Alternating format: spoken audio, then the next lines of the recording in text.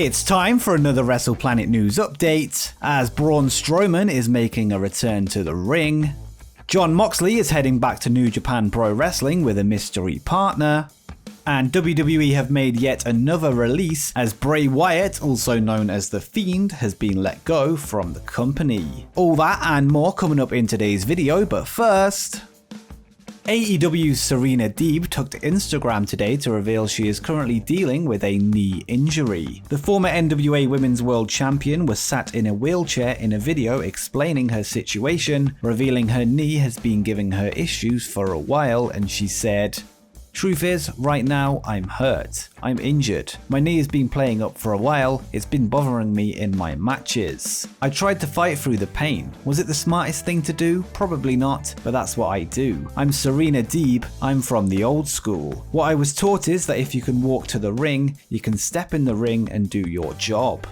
She then went on to declare that she will be back again and will be seeking gold within All Elite Wrestling. Deeb has been signed to AEW since September last year, before being allowed to work for the National Wrestling Alliance, where she picked up their women's title, which she would defend on a number of occasions in AEW. Her video was very much centered on her AEW career, with no mention of NWA.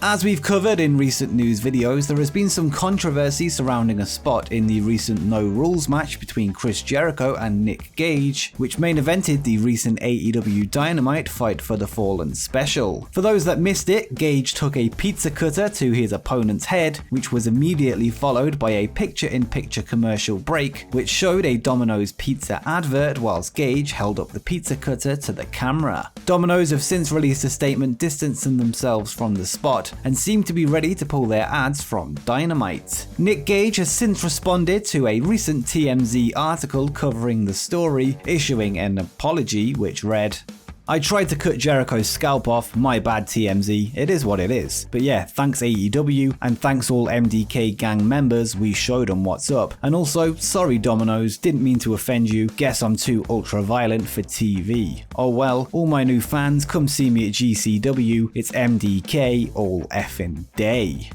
And something tells me that Gage's apology isn't very sincere.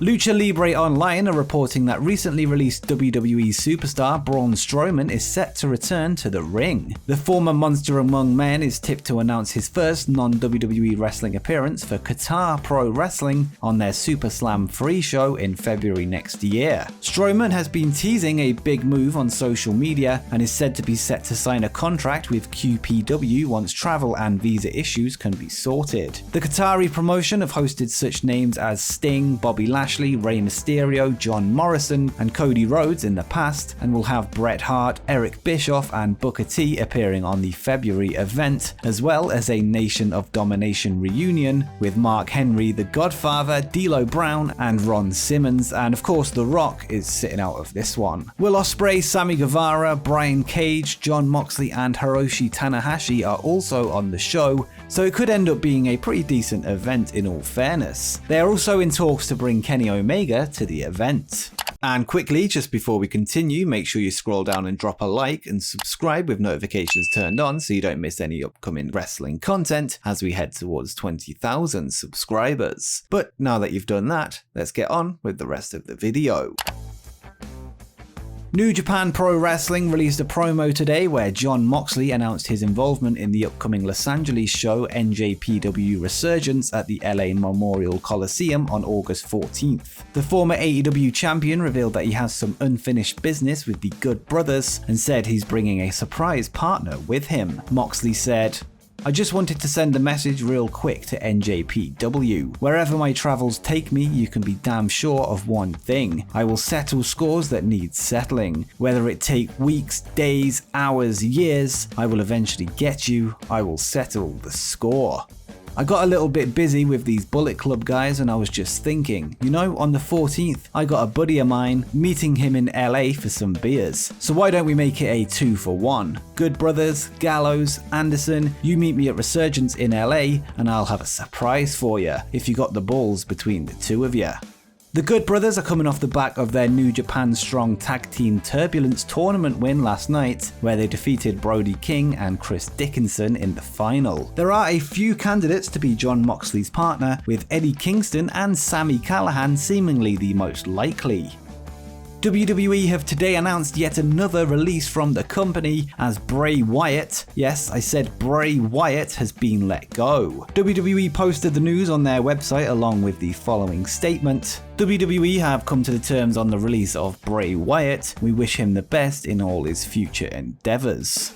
Wyatt hasn't been seen on WWE television since the night after WrestleMania 37, where he took part in a Firefly Funhouse segment where he said he was getting ready for a fresh start. The night before, Wyatt, performing as The Fiend, lost to Randy Orton in the opening match of the night after the betrayal of his on-screen sidekick Alexa Bliss. Wyatt has been with WWE for 12 years, first making his main roster debut as Husky Harris as part of the New Nexus. He then saw a complete character change in 2012 during his time in the FCW developmental territory, becoming Bray Wyatt, a creepy cult leader with a way of words. He brought his Wyatt family to the main roster in 2013, which consisted of himself, Luke Harper and Eric Rowan, before they later added Braun Strowman to the equation. Wyatt achieved a lot of success, although many feel that he was misused by WWE for the majority of his time in the company. Despite holding the WWE Championship and the Universal Championship, he seemed to lose almost every feud that he was in. His resurgence as The Fiend did start well, but soon became a bit of a joke after the Hell in a Cell 2019 incident, where The Fiend won by disqualification in a Hell in a Cell match, failing to win the Universal title at the time. After he eventually won the belt, he lost to Goldberg in Saudi Arabia at the peak of his new character's popularity, and everything seemed to come crashing down from there. Despite all this, Wyatt is tipped as one of the best promos in the business, and is clearly a very creative and talented performer. The aforementioned Alexa Bliss has reacted to the news on Twitter, thanking Wyatt by saying, "I really am at a loss for words. Thank you so much, Wyndham, for everything you've done for this company. The most fun I've had is working with you. Such an amazing talent and the most kind person. I'm just in shock."